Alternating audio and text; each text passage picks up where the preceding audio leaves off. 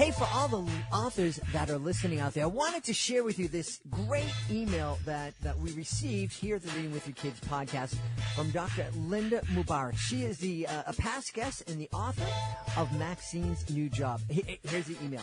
Dear Fatima and Jed, good news! Maxine's New Job has been nominated to receive the prestigious Henri Award at the 2018 Christian Literacy Awards for Outstanding Literacy Work in the Children's Book Division. I sincerely believe your certifying Maxine as a great read helped bring increased social media attention to the book. Thank you for the exposure and the great marketing. We are so happy for Dr. Linda Mubarak that her book, Reading with Your Kids Certified Great Read, Maxine's New Job, received this prestigious recognition. We would love to help your book receive that same kind of recognition. If you are interested in having your book considered for our Reading with Your Kids Certified Great Read program, please visit our website, readingwithyourkids.com. You can click on the contact button, send us a note, and we'll send all the information back to you, or you can go right to our Certified Great Read page on our website. It's fun, it's easy, and it is really an effective way to let the world know that your book stands out above all the rest. The Reading with Your Kids Certified Great Read program. Reading with your kids. Hola, ni hao, konnichiwa, assalamu alaikum, shalom, mahaba, moni muli wanji, namaste, jambo, bienvenidos. Hi, my name is Jed Lee, and this is the Reading with Your Kids podcast, an iHeartRadio Best Kids and Family Podcast Award nominee.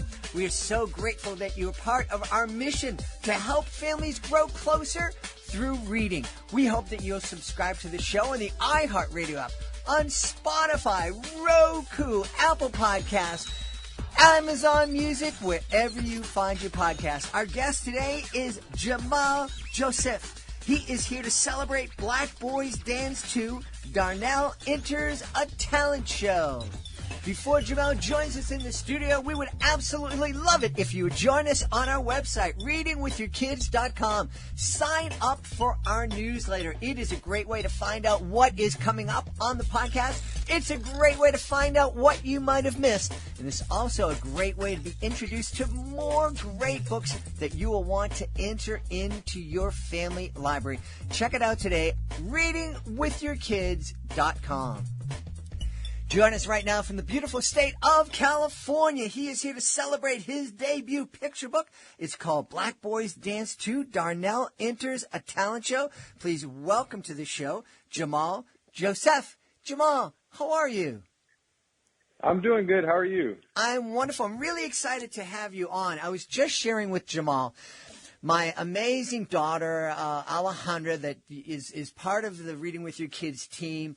She was working out at the gym, and she saw our guest on the Today Show, and she texted me from whatever machine she was working on. She said, you have to have this guy on. He's amazing. He'd be great for the podcast. And I always listen to the women in my life because my life isn't good when I don't. And she always has great ideas. So I'm really happy that you're here, Jamal. I'm really happy to be here. Thank you for having me. So tell us about Black Boys Dance 2.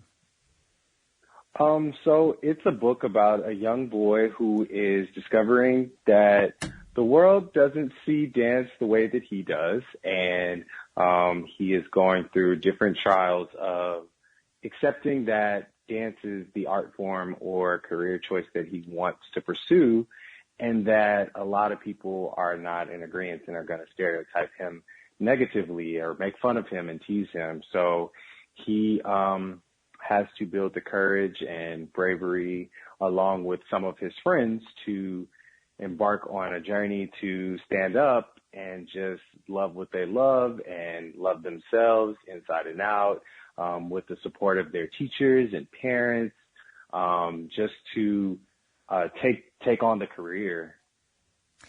Now, I know that you are an incredibly talented dancer and choreographer yourself. Is this book autobiographical in some ways? You know, when I first wrote it, I did not think that it was. And I guess when I was done with it, I I read it, and when I actually saw the pictures, I said, wow, like this actually happened to me as a kid. And so I guess my subconscious did it for me. But yeah, I would say that a lot of it are things that I had experienced as a child, or sometimes even in college. Yeah. So tell us a little bit about that, please. Share some of that struggle that you had as a young black dancer. Well, when I was young, I do remember, I would have girls say things like, hey, like, my mom says, like, only all boys who dance are, like, gay, or, people will call me Twinkle Toes, or, like, sissy and stuff. And I played sports, which is crazy, because I did play basketball, I played baseball, I ran track, and everything was cool, but it was just don't do that in front of everybody. Like, do that in the house. Do that in your private time.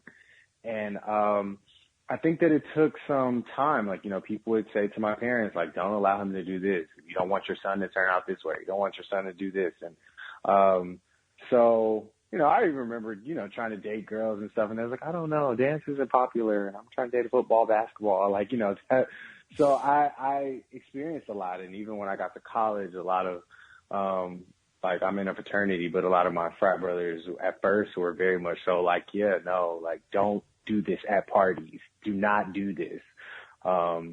So it was really tough for me to explain to people, like, that it's just a creative art. It doesn't make you a certain way. It doesn't make you anything, honestly.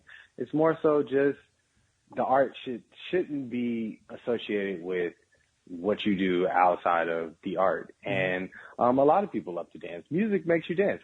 If you hear music and you do not dance, I think something is very wrong with you. So I just thought that it was very interesting to flash back on a lot of those experiences that I had as a kid.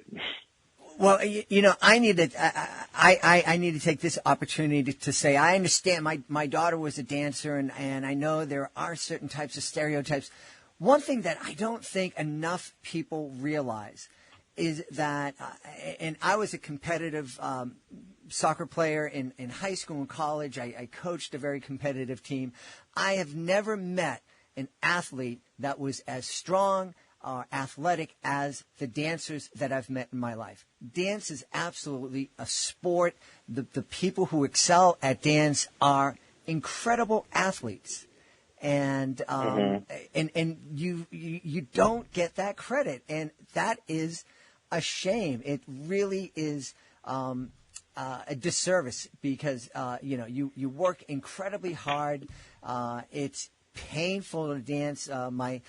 One of my daughter's best friends is a ballerina in the Indianapolis ballet company, and we see pictures of her feet, and they're all cut and bruised and scarred, and so I just have to give dancers that love and respect. Dancers really are incredible athletes. Yeah, it's extremely athletic. A lot of the I mean, sometimes I guess the pandemic has shown me how athletic I was when we were in studios, just because now I'm walking up the stairs and I'm tired. But I do remember, like, just being in studios, or a lot of the artists that I've been fortunate to work with, it's, 8-hour to 10-hour, 12-hour rehearsals, and you might eat once a day. You're just so busy thinking, going through choreography and stuff. So I'm like, wow, like this is like training, like what most people train in for a sport. Mm-hmm, absolutely. And there's an intellect that dancers have that, again, I don't think people appreciate, because, a lot of moms and dads have their, drive their little kids to dance class, and the kids work all year long for that one recital dance. And, and they recognize how hard their child works to memorize that one dance. When you get to high school, college, and certainly professional levels, you need to learn that choreography in hours, not months. Yeah, it's probably a little quicker than that, especially if you're working with me. It's going to be a lot faster than hours. I am definitely, I think that it's amazing. I know, like, when I've done either the BET Awards or, like, the Grammys and stuff, like, Some days I've had 1 day to learn it. Some days I've had like 2. Some days I've had like 1 rehearsal, 3 rehearsals. Like, it's never been like you have a long time to do this major award show. It's like you have that time and get it together. Yeah, yeah. Since you weren't aware that you were writing a book that was reflective of a lot of your life while you were writing it, what was it that inspired you to become an author, children's author? Well, I love film, and I'm a big kid, and I literally watch Disney and every type of animation Pixar. My sisters actually give their kids to me to go take them to the movie theater because I love it. And so I thought every time I see a film, every great film comes from a book. Mm-hmm. And so I said I'm looking to make this. Actually, I have a meeting tonight with my animation team, and I'm looking to make this into a short film animated series. So I said, this is like really, really cool. So because I wanted to do that, I said I need to do something where it can be storyboarded and people can kind of see the vision. So I thought start small and then make my way up to film. Yeah. Now, when I look at the title, Black Boys Dance 2, and then the subtitle, Darnell Enters a Talent Show, I'm thinking that you're looking at this as the first in a series of books. Am I right about that? For sure. Yeah. Yeah. For sure. So what kind that of is adventure, definitely the goal. What kind of adventures do you see Darnell having in the future? Well, I see him, taking his first ballet class, which I'm sure will be very terrifying. I see him, taking his first tap class, his first modern class, going on his first audition, seeing his first small injury.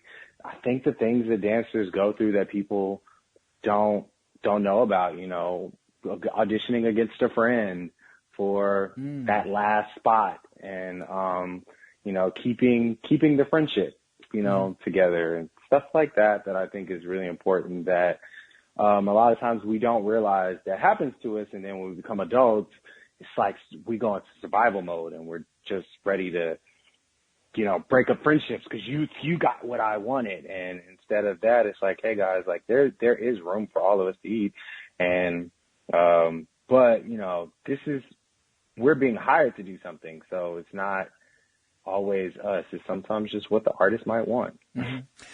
I think that's one of the hardest things, kids entering whatever kind of art it could be, where they're auditioning to be part of somebody else's production. I don't think they understand that a lot of times the decisions that are made aren't based necessarily on or only on your talent. The producer, the person making the choice to cast a certain dancer or actor or singer, they're looking also for a look. They're looking for talent and a look. And it just might be that you don't fit that look that they were thinking of. Yep, that is very common. Yeah. It's actually quite more common than what people might think. And, it's happened to me. I have a few cousins who also dance professionally as well. So we've all, been through it. Like we were the last two for that spot. Mm-hmm. And, it's like, hey, I love my cousin and get the job, man. Like at least one of us got it. You know, guess I learned that from Venus and Serena. One of the siblings is going to get it. Hey, listen, I'm curious to find out, what was it, you said that this book is autobiographical, and in the book, Darnell has a lot of challenges, and he needs to find the courage to meet those challenges and to stick with it, even though people were telling him not to dance. Where did you find the courage to deal with the challenges you dealt with as a young man? I have the personality of I like to prove people wrong. So that's kind of what happened with me. It was, I was that kid. You had to almost tell me to do it for me not to do it. So you had to play the reverse psychology with me. So many people, you can't do this, you can't do this, you can't do this. And I was like, really? Cool. I'll show you. And then don't talk to me after that. Like I was that type of kid. So, I think that, and also too, after I got tired of crying and being, pushed over, I was like, okay, enough is enough. Like, I'm going to do what I'm going to do.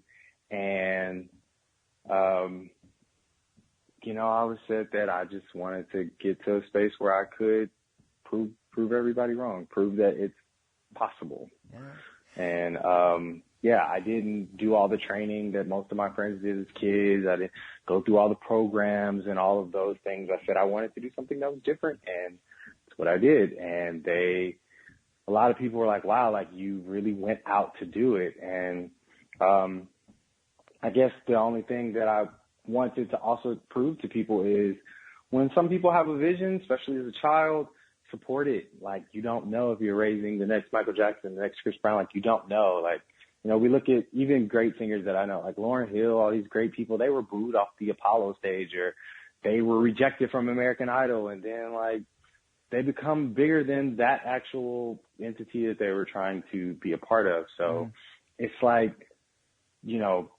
support them, like, be there, like, and not just like support them financially, support mentally, emotionally, spiritually, all of those things. Yeah. So it's that. And my father is a pastor. So, I grew up with a lot of, spiritual guidance and wisdom.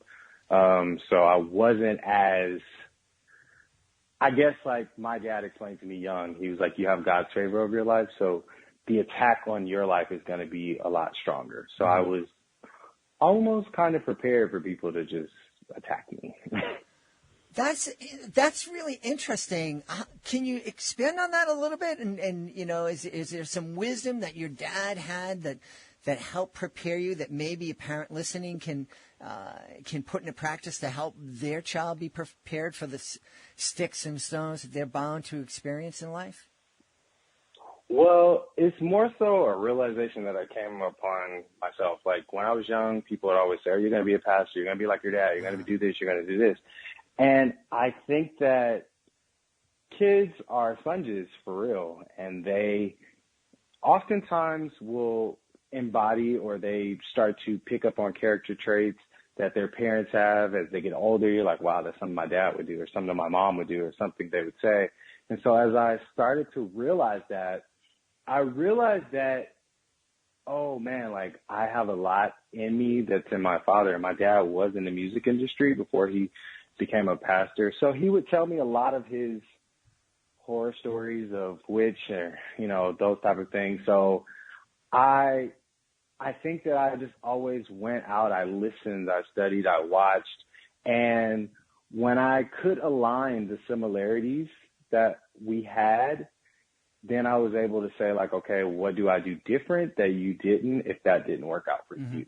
Mm-hmm. So I guess from a parental standpoint, it was like my dad had to actually talk to me and, hey, son, like, how are you doing? Like, what are you feeling right now?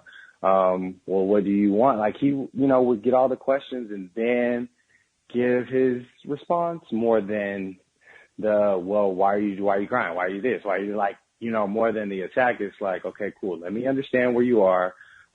Especially because as a parent, even me, I'm going to be 33 this year, and I forgot what it was like to be 10. I don't remember that. Like, and I think a lot of parents, they're 40, 50, and they don't know what it's like to be 6 anymore. It's like the Peter Pan in us is gone.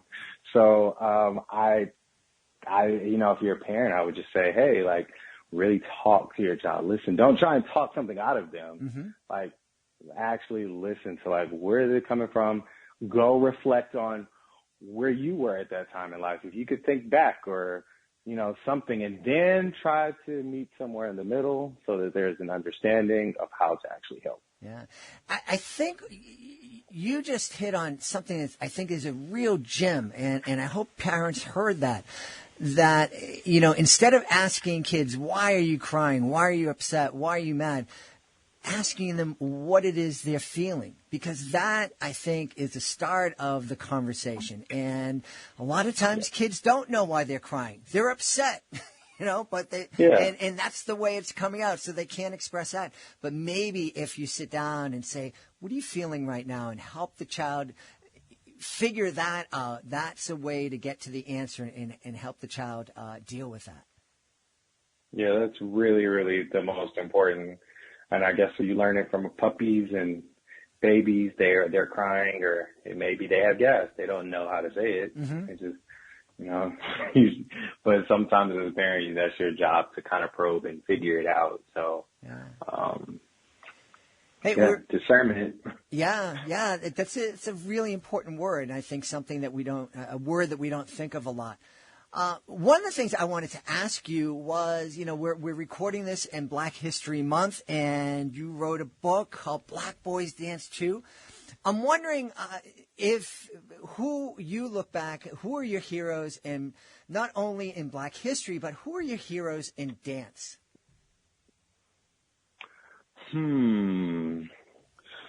So, Black history, it's crazy. I had so many, but my biggest hero to this day is still Serena Williams.